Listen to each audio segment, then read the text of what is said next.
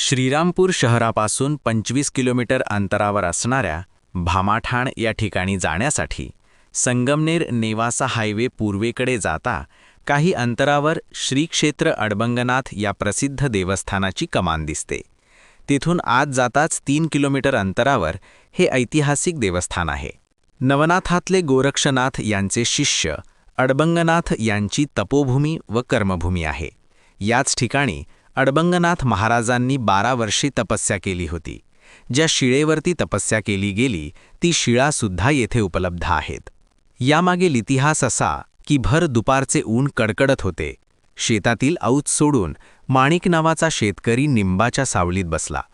भाकरीचा घास तोंडात टाकणार इतक्यात समोर तेजस्वी नाथ योगी उभा होता। ते म्हणजे स्वयं गोरक्षनाथ। भूक तहान लागल्याचे सांगताच माणिकाने स्वतःची सारी भाकरी त्यांच्या पुढे ठेवली। योगी तृप्त झाले, म्हणाले, माग, तुला काय हवे? माणिक रागाने म्हणाला, मला काही नको, तूच भिक्षा मागतोस, मला काय देणार? योगी शांतपणे म्हणाले, मग तुझे मन मला दे, मनात येईल तसे करू नकोस।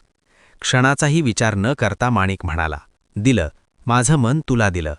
योगी अलख निरंजन म्हणत निघून गेले।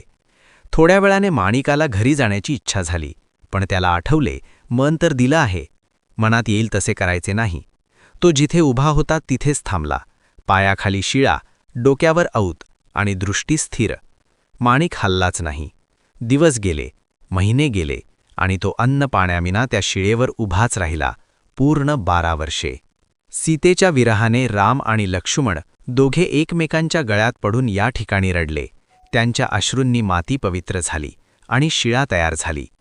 कलियुगात याच शिळेवर गोरक्षनाथ यांचे शिष्य माणिक शेतकरी यांनी 12 वर्ष तप करून पुढे अडबंगनाथ म्हणून प्रसिद्ध झाले।